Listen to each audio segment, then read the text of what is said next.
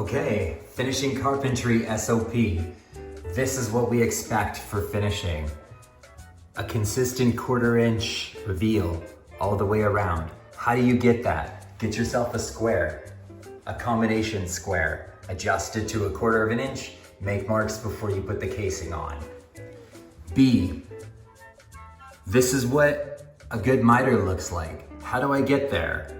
I cut all of my pieces. I cut the left and right together at the same time, stacked on each other so that they are exactly the same length.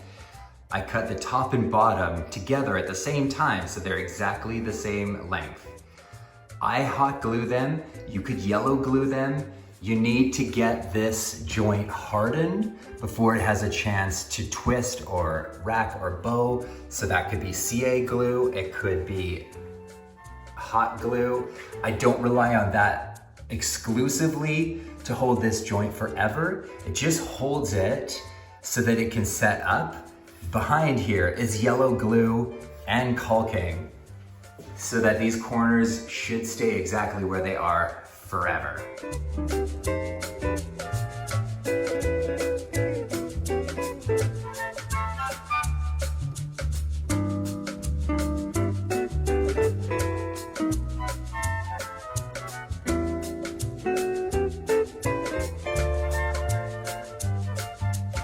Take your square and mark out a 1/4 inch reveal. This is the Swanson Speed Square, and what I love about it is that this top edge is a 1/4 inch. So if I just slam it on there, I can just scribe that line without having to like set this at a 1/4 inch.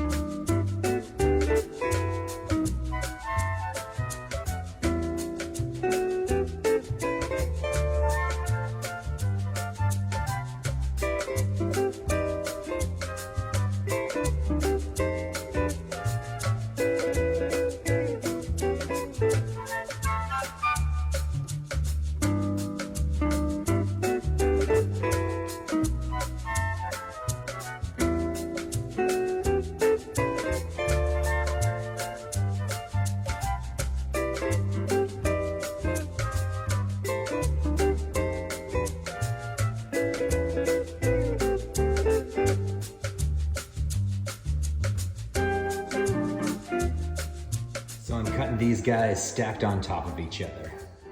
And that way, for sure, they're the exact same length. That's how you get a perfect square. Go the whole way. I'm just trying to go like half of the way back so that we can get back to our acceptable 1/8 of an inch. So I'm just gonna cut off that much and then I'll go about 1/2 an inch, a little bit more than 1/2 an inch.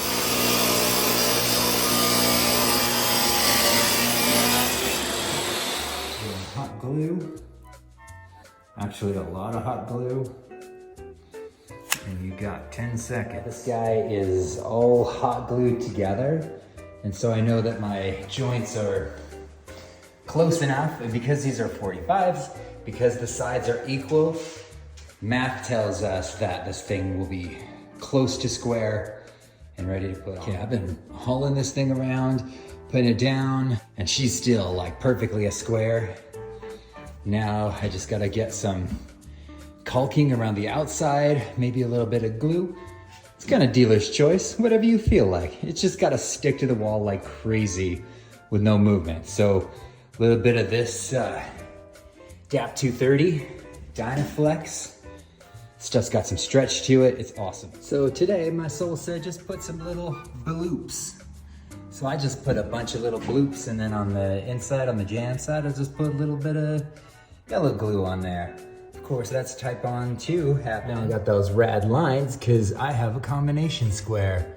So I just gotta get that lined up with those lines, and just like so, and shoot a couple times. Now I've just tacked the top, and it caught me slipping because my compressor actually wasn't plugged in. So I've got a solution for those too. Now that I've just tacked the top, I can go ahead and line up these bottom corners. And if I'm finding I don't like how much, I still have enough wiggle in these brads to just give it a little squeeze if I need to. So now I got my corners tacked, and so I'm just gonna use a level and make sure that this outside is wicked straight. Okay, so I got my outside shot, and look at that. Crazy town, but all closed up. And my miter's still awesome. Happy with that. I set this nail, which is why it looks a little janky. And can you tell that that's rabbited? Pretty good. So then the next step will just be to get this reveal perfect. So just shoot the jam reveals in. So for me personally, I like to just push a little bit of the Dynaflex into this line. And then afterwards I fill it in with the Drydex. I'm pretty liberal with this stuff, so I just make sure that it's mushed in, and I'll just run over it a few times with my hand so that it's not like built up too much. It seems thin in some places. I feel like I'm Bob Ross in this. Whatever, little happy circles. Little happy dots. Yeah? Maybe to even get some of these other little happy dots. Whatever makes you happy. Life's too short.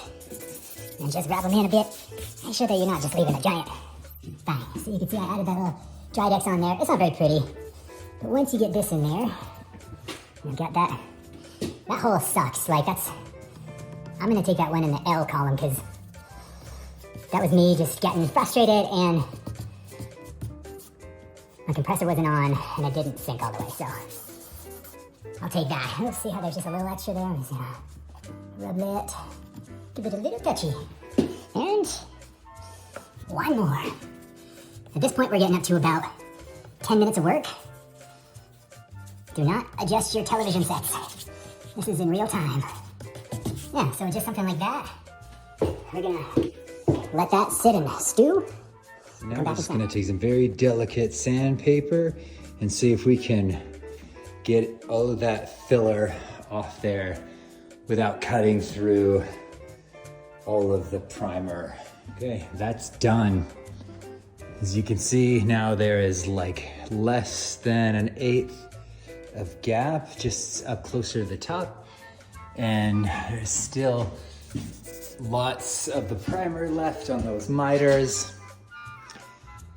If I wanted to, like if it's gonna be a really long time before it's painted, might just give that a little spritz of Kilz just so that it can't shrink away between now and then. And that's ready, guys. It just needs to be cleaned up and dapped.